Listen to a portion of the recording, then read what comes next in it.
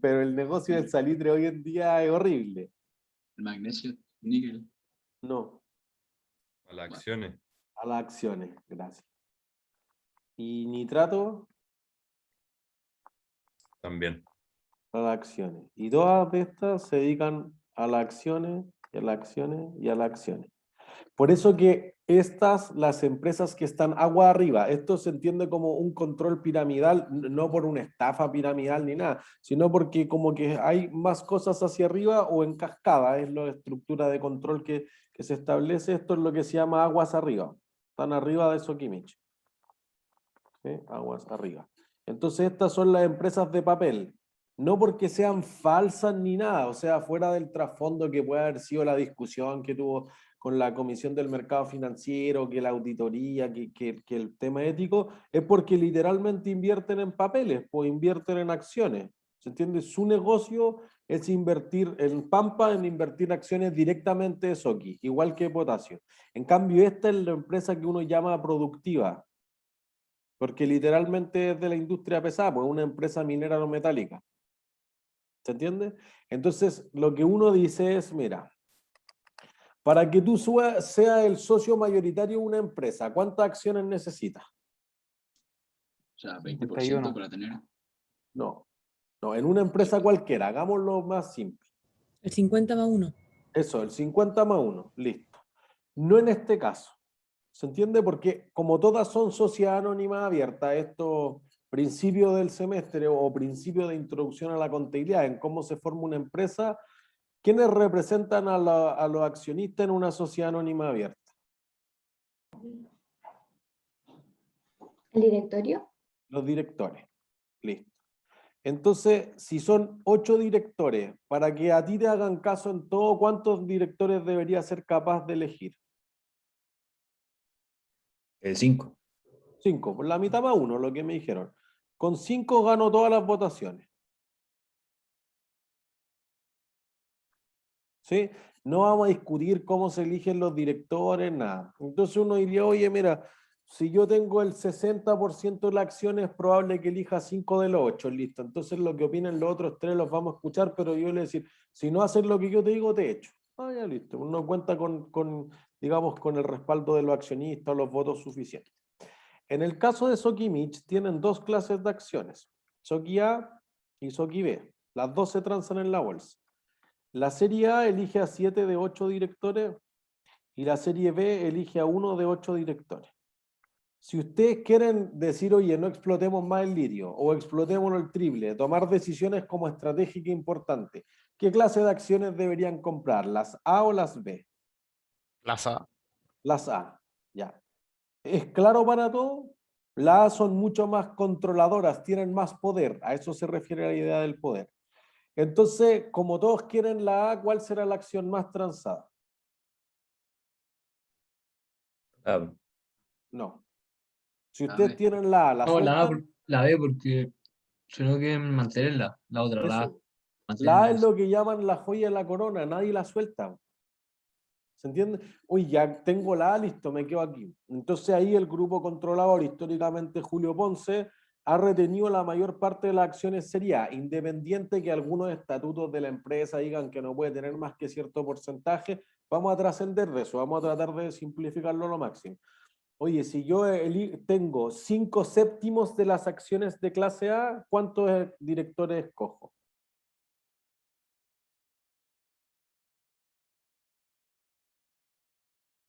5. Si tengo 5, pues listo, y controlo.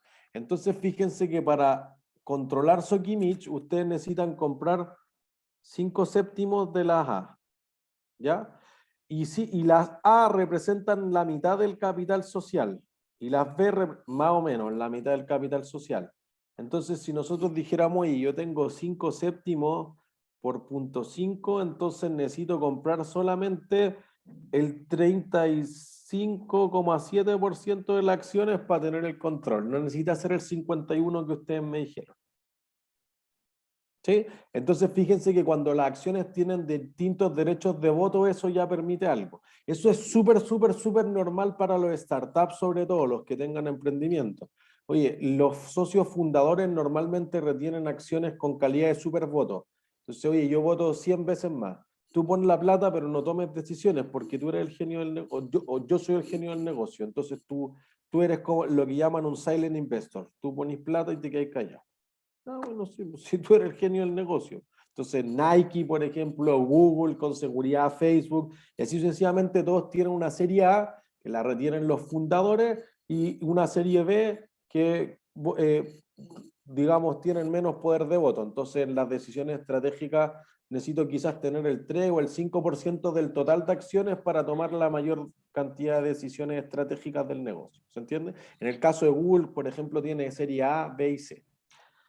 Sí, Eso es una profesor, cosa del caso, José. profesor, es que eso es lo que me ocurre, porque en Chile la mayoría de las acciones siempre están por el 50% para arriba, y en Estados Unidos, por ejemplo, tenía el caso de Warren Buffett, que es como el mayor accionista de todo, o inversionista, perdón, y como que siempre tiene un 20, un 30%, y allá en Estados Unidos como que ser parte de la directiva uno tiene un menor porcentaje acá en Chile. ¿Y por qué se produce eso? Es un tema de regulatorio. En Estados Unidos la ley protege muy bien a los accionistas minoritarios. Y Entonces, eso distribuye más la riqueza, ¿no? sí. Por eso que, por ejemplo, Bill Gates, siendo el dueño histórico de Microsoft, jamás superó un porcentaje desde que está abierta en bolsa del 10%. Pero eso no le impedía ser el gerente general o estar en las decisiones como estratégicas importantes, o el presidente del directorio, etc. Entonces, es lo que en otros países, sobre todo en Estados Unidos, se habla que la propiedad está más atomizada. En vez de tú ser, por ejemplo, Horst Polman de Cencosud, que tiene el 60%, o el grupo Luxich, en el caso del Banco de Chile, que tiene el 51%, mejor tengo el 5% de 10 empresas distintas, está más atomizada que tener concentración de propiedad. Y eso Pero es acá en porque Chile, la ley de Chile es muy piñufla, entonces no protege bien a los accionistas minoritarios, en especial en el caso de las cascadas. claro, es que yo decía que hubo una falla así de política económica Tal pésima cual. ahí. Es así. Pero también eso sí mismo, porque en Estados Unidos igual hay más competitividad, o sea, hay mucha más gente con mucha más plata. Bueno, pero es Eso que se puede puede ser lograr un ese caso efecto. súper simple. Pues, mira, el presidente Piñera sale del directorio de LAN, compra acciones antes de que informen al mercado, hace varios años, gana 3 millones de dólares con información que el resto del mercado no tiene, que es información privilegiada, y gana 3 millones de dólares, y la super de valores en ese momento, ahora Comisión del Mercado Financiero, lo multa por 1, y no lo mete a la cárcel, que es lo que dice. Entonces tú dices, oye, no hay ningún incentivo regulatorio para que eso ocurra, y no lo metemos a la cárcel y lo elegimos presidente. Entonces, en Estados Unidos no te hubiera pasado eso. Martha Stewart, que sería, no sé, como Don Francisco, una cosa así, ocupó información privilegiada y la metieron a la cárcel al tiro. El FBI llega, te embarga todo, te mete a la cárcel y después conversa contigo. O Juan Bilbao de Recalcín lo descubrieron ocupando información privilegiada en Estados Unidos antes que en Chile. Entonces le dicen, oye, multa 10 millones de dólares y ganaste 3 y te cobraron 10. Y si pisas Estados Unidos te meto preso. ¿Se entiende? La regulación es mucho más dura y entonces por eso los Claro. accionistas prefieren invertir por cantidades pequeñas en varias empresas para diversificar el riesgo, que en el caso chileno tú tienes que concentrar la propiedad para que no te vaya a pasar eso, para que algún inversionista como que no abuse de ti. Claro, entiendo. Gracias. Entonces, fíjense que aquí lo que tú dices es más o menos lo mismo, porque tú dices, oye, mira, si Norte Grande quiere controlar Oro Blanco, ¿cuánto tiene que tener porcentualmente? El 50+1. 51, pongamos. ¿Y Oro Blanco para controlar Pampa? También. También. Y lo mismo por el otro lado. Entonces, yo digo, oye, para controlar, Soki y Pampa tiene que tener el 51, ya no puede por los estatutos, etcétera. Mira, en realidad solo tiene que tener el 35,7% que dijimos recién. Entonces, Norte Grande tiene que comprar el 51% de esta y el 51% de esto. Y entonces el 0,51 por 0,51 por 0,357 hace que tú tengas que poner del total solamente el 9,29%. Con más clases de acciones, porque Pampa que también tiene serie A y serie B puede disminuir esto. Entonces tú dices, oye, alguien que solamente ha aportado de la suma total del capital social, el 9%, toma todas las decisiones. Eso es la separación entre el control y la propiedad. el tema del conflicto de agencia que se genera y por qué el accionista mayoritario podría abusar del minoritario y en qué se llegó a concluir, creo que es un tema muy complejo, inclusive traspasa un Finanzas 2. Nosotros lo discutimos esto mucho en el Magíster de Finanzas, en el curso de Control de Gestión Financiera. Estamos una clase dándole duro a esto. Pero aquí lo que queremos ver es que tú podrías comprar un porcentaje pequeño de las acciones y aún así tomar la mayor cantidad de decisiones. Eso es lo que se conoce como la separación entre el control, las decisiones que tomo o el poder que tienes dentro de la compañía y la propiedad. Porque como tú del 100% de las utilidades de los dividendos que repartamos te toca el 9 y tú tienes el poder para decidir como si fuera el 100, entonces quizás va a aparecer algo que se llama channeling, que es tratar de desviar como por un túnel los flujos de caja a un solo tipo de accionista. Y eso pareciera ser algo que se ha dado repetitivamente, en especial en los mercados en vías de desarrollo. Por eso que, por ejemplo, Ericsson, controlado toda la vida en Suecia por la familia Wahlberg, también tiene una separación entre el control y la propiedad, pero no ha ocurrido esta desviación de flujo. No es un caso simple, no queremos ir más allá. Si les parece súper interesante, creo que se puede discutir en otros cursos y más adelante con más información. En la parte que atañe a acciones, que tú podrías comprar menos que el 51 y así tener el control. Creo que habían más manos levantadas antes, José. Profesor, sí, que la parte de ahí 7-8 en Sokimich A y en Sokimich B, el 7-8 significa que 7 directores tienen que decir que sí para que se lleve a cabo como una decisión. No, que las acciones Serie A van a elegir a 7 personas. Entonces hacemos una junta de los accionistas Serie A y elegimos a 7 directores. Hacen una junta los accionistas de Serie B y eligen a uno. Y después se sientan los 8 directores. Pero 7 representan a los accionistas de Serie A y uno representa a los accionistas de Serie B. En el fondo los accionistas de Serie B están subrepresentados en el directorio. O al revés, los Serie A están sobre representados en el directorio. Pero yo teniendo acciones en la parte A, elijo a 7 directores. Sí. Una persona elige a 7 y después otra persona elige a 1. Sí. Bueno, si es que una sola persona tuviera toda la acción. Pero todos los que tengan la A eligen a 7. Perfecto. Felipe. Profe, tenía una duda de eso con lo de comprar acciones con información privilegiada, como usted lo dijo. ¿Realmente cómo se mide eso? Porque, por ejemplo, yo soy un inversor y conozco cómo funciona la compañía por dentro. ¿Cuándo debería comprar acciones y cuándo no? Como que no... La ley del mercado de capitales dice muy claramente, oye, si tú sales de un directo, mira, en Estados Unidos más estricto. Por mucho tiempo los periodistas iban afuera de la sesión del directorio, entonces imagínate que tú eres en él, vas ahí a Santa Rosa y te pones afuera del edificio corporativo hasta que salgan los directores, y si los directores salen sonriendo, entonces hay que comprar acciones, si los directores salen tristes, entonces hay que vender la acción. Entonces en Estados Unidos o lo sacaban por el subterráneo, o lo sacaban con los vidrios polarizados, se pusieron máscara en algunas empresas, esto es cierto. Entonces, porque el mercado trata de encontrar cualquier señal para decir, oye, los resultados fueron súper buenos, oye, la empresa perdió plata, ese tipo de cosas. Entonces, la ley dice, oye, hay un intervalo de que si los directores compran acciones, tienen que avisarle al mercado, envían un hecho esencial. Entonces, si tú ibas a comprar acciones, envía un hecho esencial y las compra en 15 minutos más. El mercado ya sabía que tú ibas a comprar. Si el mercado cree que eso es una buena señal para las acciones, comprará junto contigo, si no, no. ¿Entiendes? Pero tengo que avisar. Y sobre todo en los periodos que el directorio tiene que aprobar los estados financieros, tiene que abstenerse. Tiene esa ventana hasta que se publiquen los estados financieros que no pueden comprar acciones. Si no, se considera que es información privilegiada. Ya, perfecto. ¿Alguna otra duda? Ya, entonces vamos a bonos, dado que el control es la próxima semana. Perdón, hay más manos levantadas, Federico.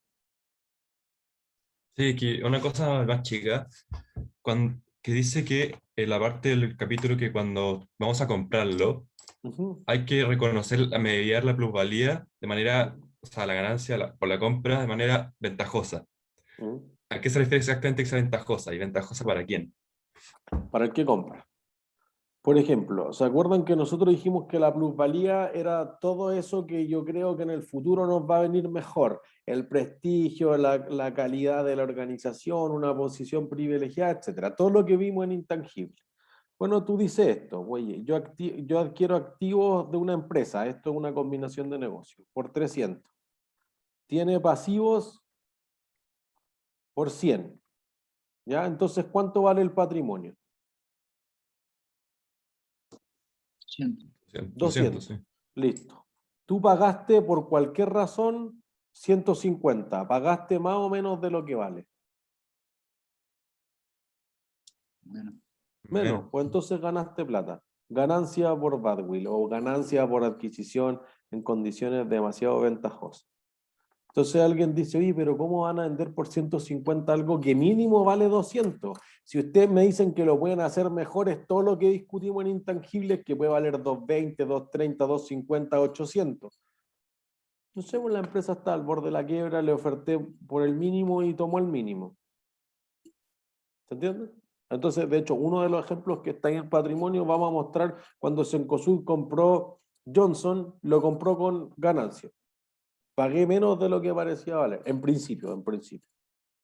Entonces, si tú hubieras pagado, por ejemplo, 400, entonces tú dices, ah, ya, pues no hay ninguna ganancia, sino que tengo un goodwill por 200.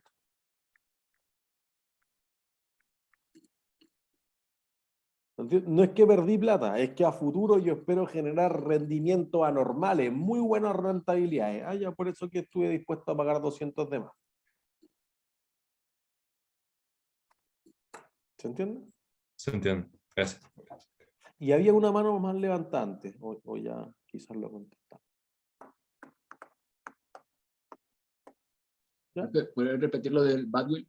Y lo del goodwill me quedó claro, pero como, ¿por qué debería pagar, por qué pagaría menos? Es súper raro.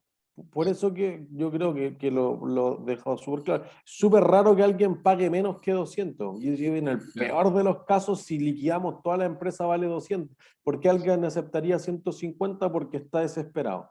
Normalmente cuando tú compras una empresa que está en una situación financiera muy, muy, muy delicada, en ese caso era Johnson aquí localmente, pero no sé, uno podría decir, oye, ya, si yo voy y me compro todas las acciones de la TAM Airlines, entre que quiebre y que alguien la compre por algo, que de hecho fue lo que pasó en Brasil ayer. Ayer. Entonces vendió su operación de Brasil, la acción cayó 20%, o sea, podría pasar. ¿LATAM? LATAM Airlines, sí. No sé. Ya, por ejemplo, gracias. ¿No hay de qué? Bono, entonces, miren, partamos por el bono más simplecito, un bono perpetuo. Un bono perpetuo, ¿cuándo te devuelve el capital? Nunca. Nunca. Listo. ¿Qué te paga entonces? Interés. Solo intereses. Listo. Entonces, fíjense esto. La petrolera mexicana, este es dato real, vendió bonos perpetuos de 750 millones de dólares, valor carátula, valor par, valor facial, como quieran llamar. La tasa de interés era simple de 6,625 anual y pagaba cupones trimestralmente. Un título podría haberse colocado de este tipo a 1,25% o a 2% efectiva trimestral. ¿Cuánto estaría dispuesto a pagar por el título en cada caso? Entonces, ¿qué es lo primero que hay que hacer en cualquier ejercicio? ¿Arreglar las tasas? Eso, convertir la tasa. Ya, paso 1. ¿Qué tengo que hacer? ¿Cuál tasa convierto? ¿La de cupón o la de mercado? La anual pasarla trimestral, dividirla en 4. Listo, perfecto. 6,625% dividido 4 trimestres, que hay en un año, eso te va a dar la tasa efectiva trimestral. Entonces 6,625 dividido 4 te va a dar 1,65625%. Listo. Paso 1. Entonces más rentable la del 2% al final. O sea, es más alta con seguridad, pero todavía no queremos hacer esa evaluación. Estamos un par de pasos más atrás todavía. Diríamos, tengo la tasa. ¿Para qué me sirve la tasa cupón?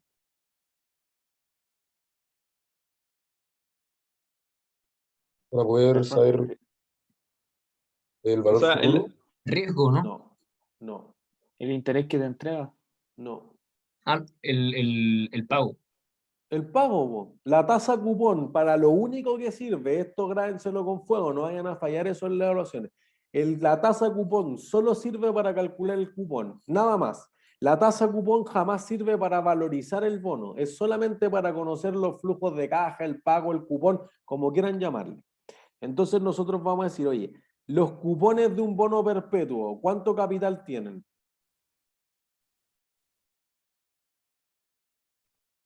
Infinito, ¿no? No, nada. No, lo No, contrario. pues, nada. Nada. Nada, O listo. sea, Entonces, el plazo es infinito, ya entiendo hacia dónde iba eso, pero solamente Sí, me pero eso- paga intereses sobre eso. No, Se cortó José.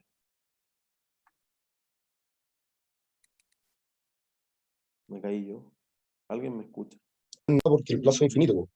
De nuevo, José, te perdí. No escucho nada. después se creo. ¿Es José que se cayó? Bueno, Sí. voy a contestar la María Catalina y después José me vuelve a preguntar. Profesor, ¿me podría volver a explicar lo de la tasa cupón? Que La es tasa cupón es lo que te sirve para calcular el pago. Para nada más, solo para establecer el pago. ¿Y ahí qué sería? ¿Hago los 750 millones por Ujú. la nueva tasa? ¿Sí? ¿Y eso sería lo que le va a pagar a Eso, la empresa? eso, la empresa se compromete a pagar, en este caso Pemex, 12.400.000 forever and ever.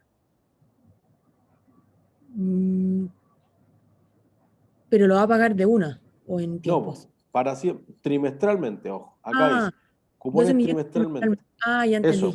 O sea, miren, en términos de la matemática financiera aquí, lo primero que nunca sé es la tasa. Listo, ya. Primer paso siempre es convertir la tasa. Después digo ya, obviamente tengo que traer algo a valor presente. Si hace, no sé, un mes y medio, 2 meses, que solamente hablamos del valor presente y en los próximos mes y medio que quedan también solo hablamos de valor presente.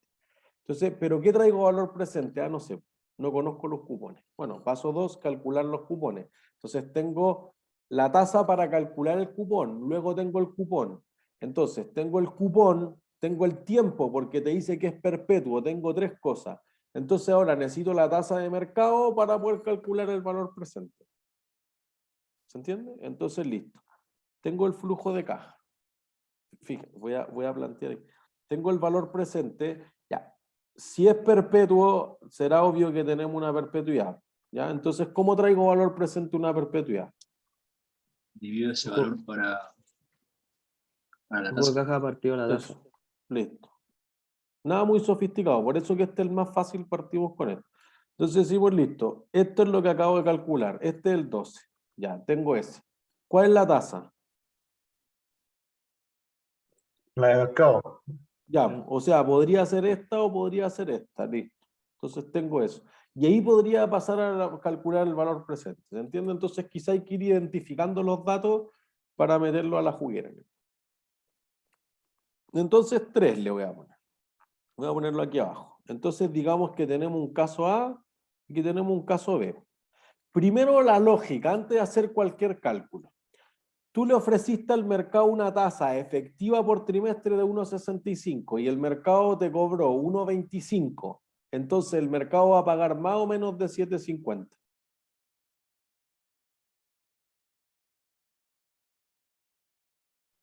Más. Más, listo. Lógica del valor presente. Si la tasa baja, ¿qué pasa con el valor presente? Aumento. Aumenta, listo. Entonces aquí vamos a decir 12,42 millones partido por 1,25%. En el otro caso vamos a decir 12,42 millones partido por el 2%. Pues entonces ahí te van a pagar más o menos de 7,50. Menos. Menos, listo. Esa es la lógica. ¿Se entiende? Entonces es el más fácil, pues aquí están los cálculos. En el primer caso te pagan 9,93 y en el segundo caso te pagan 6,21. ¿Qué quiere hacer la empresa? Conseguir 7.50, pero por cualquier razón la empresa se volvió más mala en el momento. Oye, el barril de petróleo bajó mucho, entonces tú empezaste a hacer el proceso de emitir el bono hace 2 meses, pero en 2 meses bajó 10, 15, 20%, ahora se ven súper malas las perspectivas de tu negocio, teniendo el mismo proyecto. Entonces subió bajo la tasa, o el Banco Central cambió la tasa, o la inflación se disparó, la quinta ola de la pandemia, no sé, dejó la embarrada, ya cambiaron las condiciones. Por eso que lo que es muy, muy, muy probable es que a menos que sea un private placement, una colocación privada que mencionábamos en el capítulo, no va a colocarse a la par. Entonces la empresa va a contratar un banco de inversión que ojalá consiga 7.60, ojalá consiga 7.35, pero 7.50 es súper, súper difícil que consiga. Lo más normal es que se coloque por encima o por debajo de la par, pero ojalá sea 100,2%, o sea el 99,6%, no que sea el 20% del valor par, pues ahí hecho al banco de inversión y lo demanda. ¿Entiendes? Entonces fíjense que en un caso a ti te dan más plata, en otro caso te dan menos plata. ¿Qué les parece que es mejor? Más. ¿Por qué? Porque ¿para qué voy a comprar un bono si me van a pagar menos? Bueno, si tú eres la compradora, ¿quieres pagar más o menos? Menos. Pero ojo que te pueden pagar menos si es que ya tu empresa está decaída y tienes que bajarle el valor. Sí. Y puedes, así que no es tan malo del todo. Por Porque eso, al menos algo recuperas. eso, pues, quizás no es todo, o sea, el que vende el bono no quiere vender barato, el que compra el bono quiere comprar barato, pues entonces obviamente la empresa, en principio lo más intuitivo parece ser que quiera vender 9.93 y el comprador quiere pagar 6.21, ya pues, quizás se tienen que encontrar entre medio y van a llegar a algo cercano a 7.50, oferta y demanda. Lo que pasa es que, acuérdense, la base, lo que decíamos antes de irnos a la semana de pausa, ¿por qué una empresa quiere emitir un bono? Porque no tiene capital para Bueno, poder pero ¿qué va a invertir. hacer con el capital? Para poder invertir, hacer proyectos, esa es una opción. ¿Por qué otra razón? ¿Para no pedirle plata al banco? Para no pedirle, bueno, Pagar para deudas. reestructurarse financieramente, ya. Y si no, porque tienes muchos problemas y eso es lo que llamamos fines corporativos. ¿Sí? Entonces uno dice, oye, si tu idea esencial es un proyecto, tú necesitas 750 millones de un proyecto, ¿necesito 993? No. No, y voy a tener 250 millones casi pagando intereses y ¿qué voy a hacer? Nada. Porque fíjense que o tú construyes un puente o construyes 2 puentes. No es que yo pueda construir 1,2 puentes. ¿Se entiende? Entonces los proyectos no es escalable, no es como invertir en acciones o en bonos. Yo en un proyecto real, una fábrica, un camino, una máquina, oye, ¿tengo una máquina o 2 máquinas? No, oye, pero si lo óptimo era 2 máquinas, ¿por qué no pediste plata para 2 máquinas? No es que ahora que me pasaron más plata debería invertir más, eso no tiene ninguna lógica. ¿Entiendes? Entonces la empresa quiere quedar con 7.50, no con 6.21 porque lo que es más evidente que ustedes me decían, le falta plata para el proyecto. Pero si yo tengo 9.93, que parece ser súper bueno, mira, te sobran 243 millones, sí, pues, que pagan intereses. Entonces tengo un activo rentando cero que al otro lado está gastando 1,25% por trimestre. Ah, chuta. No da. ¿Entiendes? José Ignacio. Profesor, entendí la lógica como el concepto humanista, pero no sé cómo llegó a la parte de matemáticas. Como que me distraje y me compliqué mucho. Calculamos el cupón, en los 12 millones el cupón que habíamos calculado. ¿Recuerdas que convertimos la tasa, lo multiplicamos por 7.50 y eso dio 12? Y después Ya, dije, perfecto. descontaba la tasa de mercado, que en un caso era 1,25 y en otro era 2. Y te puede dar por arriba o por debajo de la par.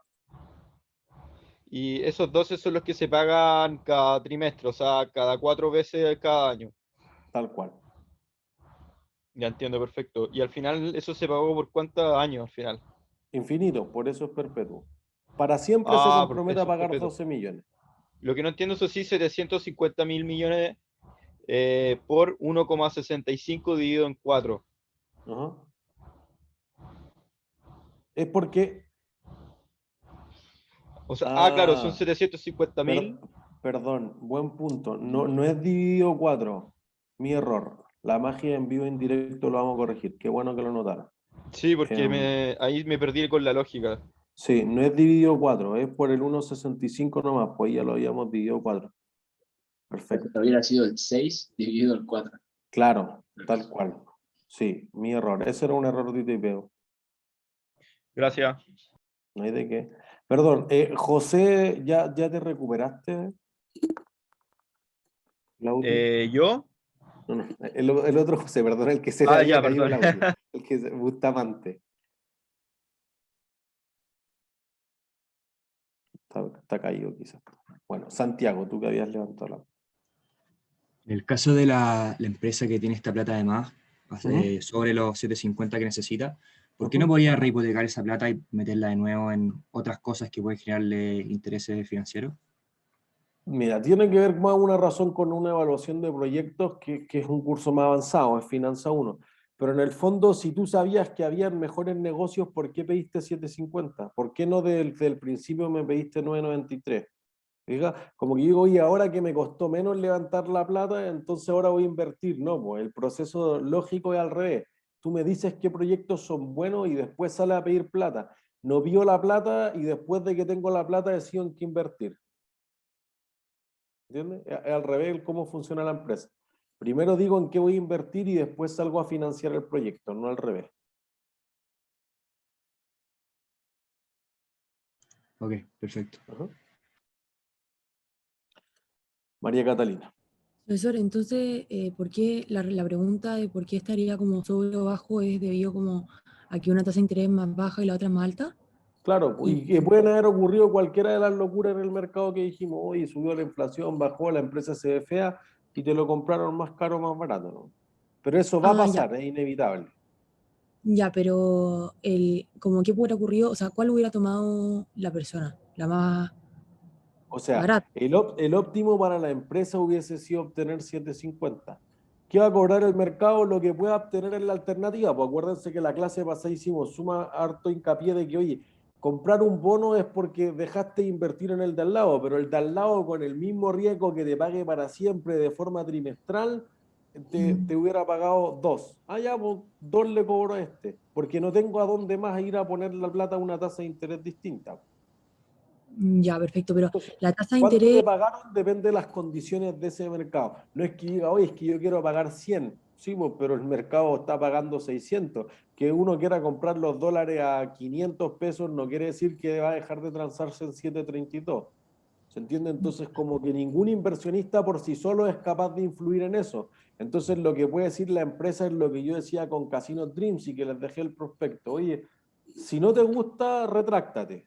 Pero si tú necesitas la plata igual, lo que pasa es que si consigues 621, vas a tener que sacar del capital, del patrimonio de la empresa, digamos, 130 para fondear el proyecto, o voy a tener que pedir un préstamo por la diferencia o emitir otro bono, y eso le va a generar un problema a la empresa. Por eso, ojalá se pusiera a 750, y por eso yo contrato un banco de inversión que ojalá me asesore súper bien para colocarlo muy, muy, muy cercano a 750.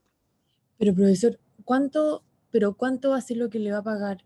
O sea, ya, si por ejemplo, o sea, toma una tasa de interés ya, por ejemplo, toma la del 1,25, ¿cuánto le va a pagar anual? 12.421.800. Le va a pagar 12 millones. ¿Y por qué entonces no entiendo como el 1,25 y el 2%? No, pues que la empresa dice, mira, yo voy a pagar para siempre 12.400.000. Sí. ¿Ustedes cuánto están dispuestos a pagar por esa promesa? Alguien dice, no, pues mira, a mí me gustaría recibir una rentabilidad de 1,25 al año, así que estoy dispuesto a pagar 9,93. Alguien dice, no, 1,25 no, yo estoy dispuesto a recibir 2% de rentabilidad, entonces te pago 6,21. Y ahí nos ponemos a pelear y llegaremos a algo en el centro. Ya, pero ¿cuánto sería el interés que le va a pagar entonces? 12.421.865. O sea, Ya, ahí caché. Porque fíjate que 1,25 por 9,93 es 12.425.000. Pero 6,21 por 2% también es 12.421.875. Sí. Siempre voy a pagar lo mismo, independiente de lo que ustedes quieran pagar. Lo que pasa es que uno devenga una tasa de interés más grande y otro una tasa de interés más chica. Ya. Gracias. ¿No hay de qué? John. O sea, con la tasa cupón yo lo que hago es ver el valor de cuánto voy a pagar, pero con la tasa de mercado como tal, con eso se valoriza el bono, en este caso es lo que están haciendo. Eso. La tasa de cupón calculo el cupón. La tasa de mercado calculo el precio de mercado. Ya, bueno, gracias.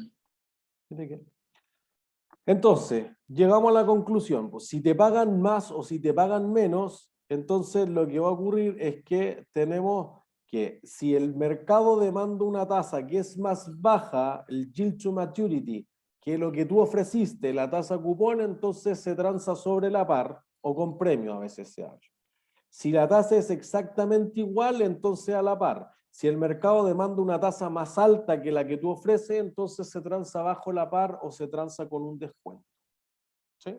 Entonces, en este caso, fíjense que si yo lo colocaba a 9.93, eso era el 132% del valor par, o a veces se habla que se transa con una prima o con un premio de 32,5% por encima del valor par. En el otro caso, cuando se colocaba por 600 millones y fracción, entonces se está colocando al 82% del valor par o con un descuento del 17,19% sobre el valor par. ¿Se entiende? Así es como se leería en los mercados. Por ejemplo, si no fuera un bono perpetuo, si no fuera un bono que es más típico, que es en el corto plazo al menos, que el cero cupón, lo que hay que entender es que un bono cero cupón no es que pague cero cupones, porque si en realidad nunca paga nada, vale cero. Lo que pasa es que un bono cero cupón, ¿cuántos cupones paga? ¿Uno solo? Uno solo, al final. final. Acumula todo hacia el final. Por eso que a veces se habla del bono descontable o de descuento puro, porque en el fondo dice, mira, no sé cuánto quiero conseguir ahora, pero en 10 años más yo te pago 10.000. Ah, ya, pues 10.000 de traído valor presente te da 6.000, ya, eso es lo que te voy a pagar por el bono. ¿Se entiende? Entonces, por ejemplo, México empezó a emitir muchos de estos bonos y no en el corto plazo, en el mediano y largo plazo, cuando empezaron a tener muchos huracanes en una temporada. Entonces decían, mira, como se destruyó un cuarto de la ciudad, tengo que emitir un bono que no puede pagar nada ni el próximo año, ni en 2, ni en 3, ni en 5, los bonos catastróficos. Entonces, eventualmente tú vas a decir, oye, para ajustarse a la realidad del emisor, en este caso una municipalidad, pero podría ser perfectamente una empresa, tú dices, oye, yo te concentro todo el pago en 10 años más, en 5 años más, en 99 años más como la Polar, que está en una situación financiera muy delicada. ¿Se entiende? Entonces ahí lo que tienes es un pago. Entonces tú dices, oye, mira, pagaba 4.000 millones de pesos mexicanos, un típico Muni, dentro de 10 años más, y se le podía exigir una tasa de interés de 2% efectiva cuatrimestral. ¿Cuánto vale? Entonces, miren, en un año, ¿cuántos cuatrimestres hay? 3. Listo. Entonces, en 10 años hay 30. Y entonces lo que hacen es traer un único pago de 4.000 millones a una tasa del 2% durante 30 cuatrimestres a valor presente. Y entonces, fíjense que por esto se llaman descontables. Tú lo compras por 2.200 millones y en 10 años más te pagan 4.000. La diferencia de casi 1.800 millones, ¿qué son? ¿Qué es esa Interés diferencia? acumulado. Tal cual. Eso es. ¿Se entiende? Por eso Profesor, como que tú dices, yo los descuento del valor, está mal dicho que sea el valor par, pero del valor que tú me prometiste yo lo compro a descuento puro, entonces no es que tú me prometas explícitamente los intereses, pero la diferencia entre lo que tú me pagas y lo que yo lo compré son justamente los intereses. José, ahora... profesor, sí, no sé si mucho el cacho, pero nos podría mostrar en Excel, como para ir aprendiendo para la prueba, cómo hacer este Sí, ejercicio. sí. Gracias. O sea, miren, hay un Excel. Voy a ir a webcurso al tiro, para entender lo que tenemos en webcurso. En webcurso tienen siempre la clase, que ahora voy a subir un B6 con el error de tipeo que acabamos de detectar. Siempre está el ejercicio, el set de ejercicio. Y ahí yo sugiero el 3 y el 4. Y el 3 de Intil, por ejemplo, es un ejercicio de bonos de la prueba de la Chile, por si acaso. Ahí está el prospecto de Casino Dreams que yo llevo hablando mucho tiempo para que entiendan cómo se ve realmente la emisión de un bono, y ahí está Farmacia Ahumada del 2008. Y aquí está el Excel para que ustedes jueguen con todo, le suben la tasa, le bajan la tasa y van viendo cómo cambia el precio, como porcentaje, el premio, etc. Está ahí el Excel, primer Excel. Después están nuestros ejemplos reales de, nosotros vamos a ver la autopista al litoral central, a San Antonio, vamos a mostrar ese, pero también, oye, si ocupa el modelo del costo amortizado para alguien no tradicional, la Universidad de Concepción, si ocupa el costo amortizado y además te muestra el fair value para Antar Chile, que es la matriz de empresas Copec, con una explicación bien interesante de la caja de compensación La Araucana, y el otro que nosotros vamos a ver hoy día al final es qué hace un banco de inversión, con ambos métodos, Banchile Inversión. Y los ejercicios, bueno, una parte de los ejercicios resueltos en el Excel, está ahí. Entonces ahí tienen 2 Excel para jugar harto con los bonos. Por si acaso. ¿Alguien iba a preguntar algo antes? No, excelente. Avanzamos. Listo. Así valorizo el cero cupón.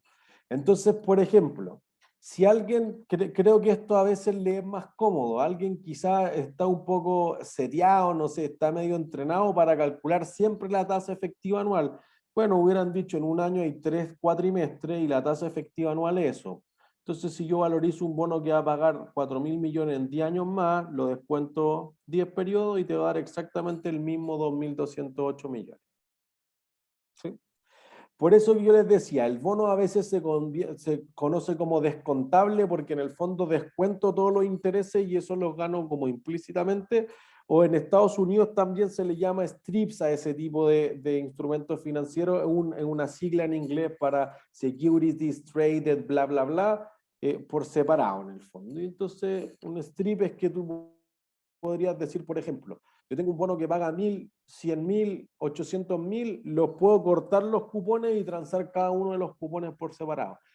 Y dice, oye, si el valor presente es el mismo, es aditivo, entonces da lo mismo si tú los separas o no. Por eso que tú puedes hacer stripping, que es literalmente separarlo, o hacer recon, volver a pegarlos todos juntos. ¿Sí? Entonces, importante recordar que un bono cero cupón no es que pague cero cupones, ofrece un único y exclusivo pago al final del bono. ¿Sí? Entonces, la idea de que podrían estar estos cupones o este bono cuponado de separarlo es sobre todo porque en Estados Unidos como que el mercado se separa en los bills o los billetes de corto plazo menos de un año. Los notes, a veces también traducidos como billetes, son los bonos entre 1 y 10 años. Y a más de 10 años son los T-bonds, que provienen del concepto de Treasury Bills o Treasury Notes o Treasury Bonds. ¿Sí? En el caso de Chile, los bonos cero cupón esencialmente son los papeles descontables del Banco Central, que es el PDVC. ¿Sí? Para entender. Si no es cero cupón, podría ser perfectamente un bono bullet. Entonces nosotros ya dimos cero cupón perpetuo y el bullet lo que hace es pagar solamente intereses y al final, que era lo que más discutíamos el martes, amortiza todo el capital. Entonces, por ejemplo, un BCU, un bono del central en unidades de fomento, o un BCP, un bono del central en pesos, cuando es de mediano plazo, 2, 5, 10, 20 años, bueno, quizás 20 años ya es largo plazo, 30 años, pero paga intereses entre medio. Entonces pensemos en un caso simple. Un BCU2 significa que es a 2 años 100 unidades de fomento. Típicamente se emiten por 500 UF, algo así como 15 millones de pesos, y, por ejemplo, te paga intereses semestralmente de 2,25%. Entonces uno diría, si dura 2 años y los cupones son semestrales, ¿cuántos cupones me va a pagar? 4. Listo. 3 son solamente de intereses y 1 es del capital más intereses al final. Entonces aquí alguien podría decir, quizás quiero separar solo intereses y pienso en 4 cupones de intereses más unos por separado de capital. O a alguien le es más cómodo decir, son 3 solo de intereses y 1 de capital más intereses. Propiedad aditiva es exactamente lo mismo. Lo que les sea más cómodo a ustedes. ¿Sí? Entonces, ¿cuál sería el valor de colocación del bono si el mercado lo compra una tasa efectiva anual de 4%? ¿Cuál es la tabla de desarrollo? ¿En qué se parece un cero cupón? ¿Y qué efecto provoca en este último el no pagar los intereses? Entonces, ¿qué es lo primero que hay que hacer? No, mejor aún, el bono está sobre la par o bajo la par por un punto premio. Sobre. ¿Sobre por qué? Porque voy a pagar al final. A ver, tengo que pensar un poquito más. La tasa de Ya, mercado está Está sobre bajo la la... par. Ah, perdón. Está bajo la par Perdón, porque es 2.25 y la de mercado es 4 en este caso. no, Bueno, Jaime. Que la tasa de mercado está sobre la tasa que da el que emite el bono. ¿Y entonces está bajo la par? No sé, no le podría decir, pero No, no me acuerdo. al agua entonces. Sí, Martín, está bajo la par, obviamente. no. Martín, ¿Es sobre la par? es sobre la par. ¿Por qué? La cantidad que, dado las tasas de interés de mercado y la que está impuesta en el ejercicio, va a terminar pagando el mercado más que la tasa prometida en el cupón. Entonces debería estar bajo la par, pero no está sobre la par, pues no está bajo la par, perdón, está sobre la par. José, Es que hay que separar el 4%, hay que pasarlo a semestral, o el eso es. 2,25 pasarlo a anual. Ahí está, po. Entonces no cometan este error fatal que aquí dice, oye, paga semestralmente y esta tasa está en efectiva anual. Paso 1 de cualquier cosa en este curso, conviertan la tasa de interés a la temporalidad correcta. ¿Cuál es la temporalidad correcta aquí? ¿Semestre o año? Semestre. Semestre. Semestre, porque el cupón manda. Nunca hagan, es que en un año te pago 2 cupones. Eso sería un asco. No hagan eso jamás en la vida. 4%. ¿Cómo la paso a tasa efectiva semestral? Elevando un medio, ¿no? Eso. Sí, 1 más la tasa le da un medio menos 1. Y eso nos va a dar 1,98%. Entonces, el mercado te cobra más o menos de lo que tú ofreces. Menos. Menos. Por lo tanto, hay una relación inversa entre el valor presente y la tasa de descuento. Si el mercado quiere menos, está dispuesto a pagar más.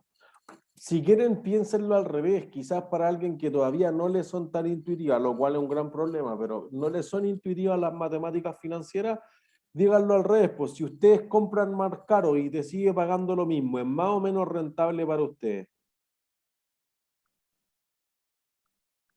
Menos. Menos, listo. Por eso que la tasa es más baja.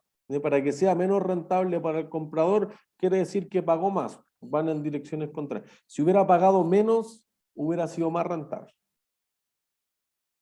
¿Sí? Y entonces fíjense, ahí te va a dar que tengo los 3 cupones de 11,25 más uno de 511,25, o tengo 4 cupones de 11,25 y uno de 500. Van a llegar exactamente al mismo cálculo. 505 y entonces está sobre la par, al 101% del valor par, como ustedes me decían. Entonces, fíjense que aquí, y esto es la parte importante para la contabilidad, si así lo quieren, tienen que considerarlo en que lo que crea el pasivo para la empresa es ¿qué cosa? ¿Una obligación por bono? Sí, pues, esa es la cuenta contable. ¿Cuándo se crea? ¿En qué momento del tiempo se crea eso?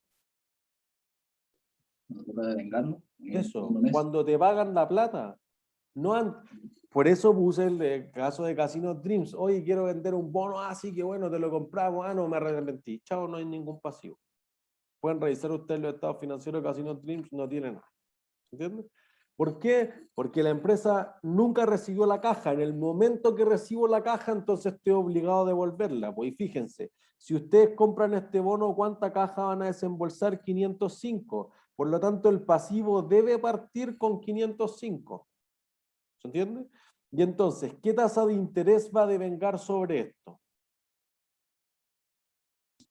¿Tasa de mercado? ¿Cuánto? 1,98. 1,98. Eso es. ¿Se entiende? Entonces, aquí es inaceptable no saber hacer una tabla de desarrollo, si no, no sé cómo avanzamos en leasing, menos vamos a avanzar en bonos. Entonces, por eso, si alguien siente que tiene súper hartos déficits de matemáticas financieras, lo he dicho en las últimas 8 clases, devuélvase hasta hacer todos esos ejercicios, vaya a todas las tutorías, vea todos los videos, Porque obviamente aquí estamos tratando de entender integrales triples, entonces si ustedes no saben lo que es un límite, tenemos problemas. ¿Entienden? El 1,98% de los 505 es 10. Entonces fíjense que aquí va a haber un problema, porque ¿cuánto quería conseguir la empresa originalmente? 2, algo. No. ¿Cuánta plata? Ah. ¿Era 500? 500. Entonces tú dices, oye, si tú me pagaste 505, 520, 530, yo voy a devolver 500 nomás. Ah, entonces no vamos a llegar a cero al final de la tabla de desarrollo. No, no es así. Fíjense que nosotros dijimos que el bullet amortizaba todo al final solamente, pero dado que el mercado te compró el bono a una tasa más pequeña, entonces tú ahora pagas un cupón que sobrecompensa eso. Como pagas más que los intereses devengados, la diferencia en la amortización. Entonces tú dices, al final yo voy a devolver los mismos 500. Lo que pasa es que el exceso de los 505 se va a ir devengando de a poco. Entonces, se va a ir amortizando de a poco. Entonces te va a quedar 503. Después te pago un poquito más, te quedan 502. Y un poquito más y te quedan 501. Y acá te pago un poquito más y chao. Y ahí queda. Y por ejemplo, y contesto la duda al tiro, históricamente esto no era así. Antes de IFRS la empresa decía, hoy yo pedí 500. Te entró caja por 505, listo. Cargo la caja o el efectivo por 505, abono el pasivo por el bono por 500 y voy a registrar una prima en la emisión del bono por 5, que es una cuenta que se amortiza linealmente, y eso es un asco, por la razón básica. El valor del dinero en el tiempo no es lineal. Entonces notarán que durante el primer año tú fuiste devolviendo del capital 2,52. Durante el segundo año fuiste devolviendo 2,62. No es lineal. Si yo hubiera puesto 2,56, entonces ningún año está bueno. Es parecido que el promedio, pero no es lo mismo. ¿Se entiende? José, ahora sí. Sí, profesor. Ahí arriba en la parte de valor, ¿qué sacó ahí? Ajá. El ¿Qué valor es? presente. Una anualidad por 4 periodos de 11,25 más un único pago de 500 al término del periodo. Perfecto. Y en Excel sería igual, o sea, valor BP por... No, en Excel tendría que ocupar la función VNA, valor neto actual, porque no todos los cupones son iguales. Por la función de VA que nosotros utilizamos antes de la prueba 1 es para cuando todos los pagos son iguales. Aquí tendría que poner 1125, 1125, 1125, 511,25 y aplicarle la función VNA. Ya. Profe, ¿podría mostrar eso o para después de la clase? No, está en el Excel que eres subir, pero me parece que es está ahí. fácil. Ahí. Pero lo voy a mostrar, si total va a tomar 30 segundos. Déjenme abrir un Excel vacío.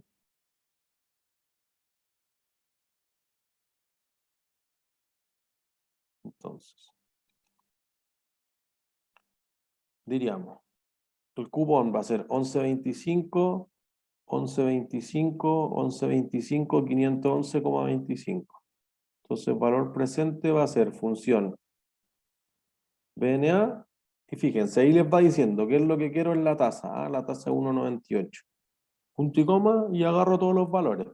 Me coloco sobre la primera celda, control shift y hacia la izquierda y agarra todo. Y ahí te va a dar 505,14.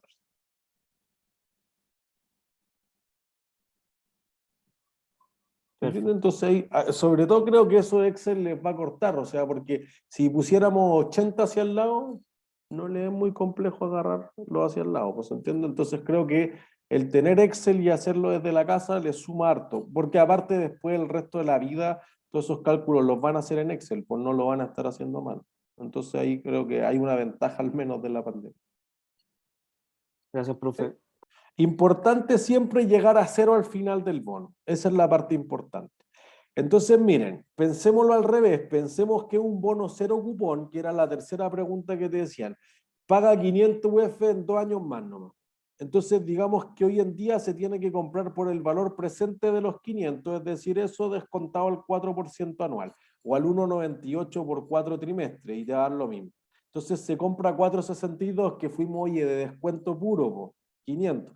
Si en realidad tú querías conseguir 500 al inicio, tuviste que haber ofrecido 550, 580, no sé, para que llegara a 500. Si ofreciste 500 en 2 años más, seguro que te van a pagar menos que eso. Y entonces aquí se genera una diferencia, porque como el bono es 0 cupón, ¿podríamos decir que no genera intereses en cada semestre? No, sí genera. Sí genera. Lo que pasa es que no los paga. Entonces, fíjense, la tabla de desarrollo va a ser así. Como es un 0 cupón, los cupones son de 0 hasta el último periodo, ¿no? Y ahí paga todo. Entonces, lo que pasa es que devenga 9,5 y como no paga el cupón, los capitaliza, como que desamortiza. Entonces, debía 4,62, ahora debo 4,73. Después de nuevo, ahora genera intereses compuestos de 9,33 y como no los paga, acumula 4,80. Después genera otro y acumula 4,90. Más los del último periodo, 500. Pues y como te pagan los 500, quedan 0. ¿Se entiende? Es un problema de flujo de caja, en qué momento lo pago, no es un problema de devengado. El paso del tiempo igual genera el gasto por intereses. Lo que pasa es que la contrapartida no es un abono efectivo, es que aumenta el pasivo. Entonces, cargo el gasto financiero y abono el pasivo financiero. ¿Sí? Entonces, si los bonos fuesen hipotecarios, lo que va a pasar es que todos los cupones son iguales. Entonces, por ejemplo, pensemos en un bono tipo hipotecario que tiene un valor carátula, paro, facial de 400 millones. Cupones trimestrales, un plazo de 1 año y medio y una tasa de cupón efectiva anual de 7%. ¿Cuánto estaría dispuesto a pagar por este instrumento si a los papeles de riesgo equivalentes se le está exigiendo una tasa de 1,85% efectiva por trimestre? Entonces, el bono está sobre la par o bajo la par.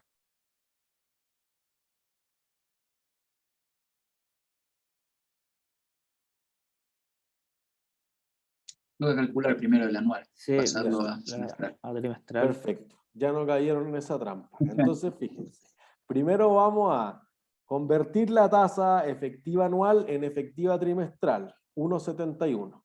Ahora que tengo el 1,71 y el mercado me pide 1,85, ¿va a quedar sobre la par o bajo la par? ¿A cuánto estaba el mercado? Hoy no hay el cálculo. 1,71 es lo que ofrezco yo y el mercado quiere 1,81. Bajo la par. Bajo la par. El bono no le gusta al mercado porque ofrece muy poco. Paso 1 entonces, convertir la tasa. Conteniendo la tasa cupón, que solo sirve para calcular el cupón, calculo el cupón. Entonces digo, oye, la empresa quería 400 millones y eso debe ser igual al valor presente de todos los cupones. Y como es un hipotecario, son todos iguales. Entonces fíjense que paga cupones trimestrales. ¿Cuántos trimestres hay en 1 año y medio? 6. 6. Listo. Tenemos ahí el 6. Ya convertimos la tasa, entonces lo que hay que despejar de esa ecuación es justamente el cupón. Paso 2. Entonces, paso 1, tasa cupón. Segundo paso, lo mismo que hicimos con el perpetuo, calculo el cupón. Teniendo el cupón, entonces aplico la yield to maturity o la tasa de mercado para traer a valor presente. Nada muy sofisticado. Esto sí que yo creo que es lo mínimo que todos saben. Y si no, ya, no sé. Valor presente de una anualidad. ¿Sí? Nada sofisticado, ni anticipado, ninguna cuestión rara, valor presente de una anualidad. Y entonces lo que dijimos, que bajo la par, ¿cierto? Pues de los 400 te dieron 3,98. ¿Se entiende?